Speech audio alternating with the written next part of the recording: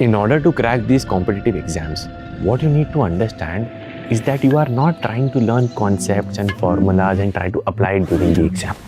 The most important thing that you are trying to learn from the person teaching you is the instinct of solving it. Because fundamentally, anything that comes in the exam is a problem to solve. तुमको तुम्हारी problem solving skill को improve करना है.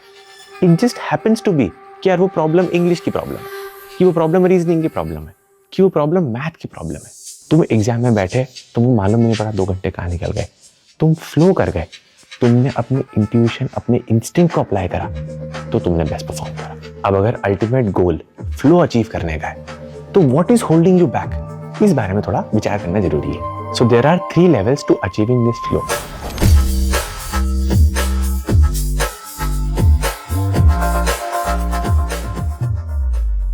Level 1 is being aware of your fears.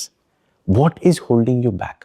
देखो, fundamentally हमारे देश में problem क्या है, लोग पढ़ने बैठते हैं, लोगों को लगता है कि repetition is enough to prepare for the exam. It is not. अगर मैं रोज 2 घंटे कंप्यूटर के सामने बैठ जाऊंगा, मैं 2 घंटे कॉपी के सामने बैठ जाऊंगा, तो मेरी तो एग्जाम निकल जाएगी, ऐसा नहीं है. Repetition is one part of the process. The second part is the relationship that you have with the subject. अब अगर तुम्हारा रिलेशनशिप डिस्ट्रॉयड है, वो इस तरीके से है कि यार I have to crack this exam, if I don't crack this exam then XYZ things will happen in my life, therefore I am too afraid and I will not open myself up. You have to open yourself up to the nature of the subject itself. You will have to develop the genuine curiosity of knowing कि भैया बात क्या चल रही है. देखो, जो आदमी कोई ऑब्जेक्टिव अचीव करने के लिए प्रिपेयर कर रहा है, कुछ भी काम कर रहा है, वो कभी ट्रूली उस वर्क के साथ फ्लो नहीं कर सकता, बिकॉज उसके दिमाग में ऑब्जेक्टिव चल रहा है.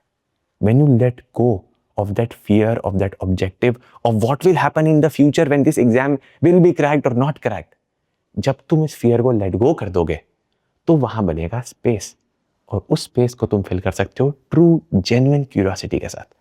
अगर तुम आधे घंटे ट्रूली ऑनेस्टली ये जानना चाहो कि यार ये मैथ कहना क्या चाहता है, तो वो जो आधे घंटे की लर्निंग है ना, it is much better than weeks of hard work. जो राइट रिलेशनशिप साथ लर्निंग करता है, उसकी learning is exponentially better than somebody who is afraid, who is distant, who is not allowing the nature of the subject to be imbibed into them. Some people are so much better at mathematics, English. Why? Because जो वो चीज है उसके साथ उनका relationship healed है. They are okay with truly allowing that subject matter just for half an hour. But half an hour is truly enough if you will allow yourself to flow into it freely. तो अगर fear problem है और curiosity solution है, तो उसका bridge क्या है? ये bridge है level 2, which is installing self belief. देखो, तुम प्रिपेयर करने बैठे, तुमने 30 सेकंड तक किसी क्वेश्चन को देखा, 20 सेकंड तक तो तुमने नेचर ऑफ मैथमेटिक्स को पॉन्डर करा, आखिरी के 10 सेकंड तुम्हारे दिमाग में थॉट आया कि यार ये तो मुझे समझ ही नहीं आया. इस पॉइंट पे तुमको खुद ही को गैसलाइट करना है. यहां पे तुमको यही सोचना है कि यार I could have never come up with this, how would I crack this exam, I am doomed. इस रास्ते नहीं बढ़ना है. तुमको बढ़ना है इस रास्ते कि मैं फिर भी कर लूंगा. क्यों? क्योंकि मैं ऐसा ही हूं. I will do it because I will do it. It should come from a place of absolute faith. तुमको होना चाहिए यार फेथ कि नहीं यार मैं तो कर लूंगा, क्यों, बस ऐसे ही. There is no reasoning behind it. Gaslighting, true gaslighting. And once you start talking to yourself in this positive tone with the love and compassion that you deserve, and that love and compassion will take you places that you cannot even imagine. And through this love and compassion, you will ascend to level 3. This is the pure state of curiosity. This is a very light state. देखो यार, जब तुम pressure लेते हो, परेशान होते हो, यार ऐसा हो जाएगा, वैसा हो जाएगा, ये वो, यार वो इतनी टाइटनिंग चीज होती है कि फिर वहां लर्निंग नहीं हो सकती. लर्निंग वही हो सकती है जहां लाइटनेस है. अब देखो, तुमने स्टार्टिंग करी प्रिपरेशन एकदम लाइटनेस के साथ, 1 महीना करी, फिर तुमने प्रेशर ले लिया कि यार 1 महीने तो अच्छी प्रिपरेशन हुई थी, शायद मैं एग्जाम निकाल लूं. ज्यादा सोचना ही नहीं है. Constantly keep reminding yourself that nothing matters. कुछ भी मैटर नहीं करता है up until the exam date.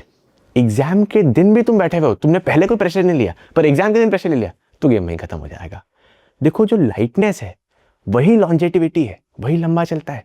Light feeling लंबी चलती है, तो तुमको वो लाइट फीलिंग तक पहुंचना है, लव, कंपैशन एंड बिलीफ के थ्रू, कि यार कुछ नहीं होता यार, मैं purely for my own understanding देखना चाहता हूँ यार कि क्या है ये मैथ, क्या बोल रहा है भाई ये क्वाड्रेटिक इक्वेशन। जब तुम वो एटीट्यूड से जाओगे ना, तो फिर क्वाड्रेटिक इक्वेशन तुम्हारे पास आएगी, तुमको जाने की जरूरत नहीं पड़ेगी, खुद ही काम हो जाएगा।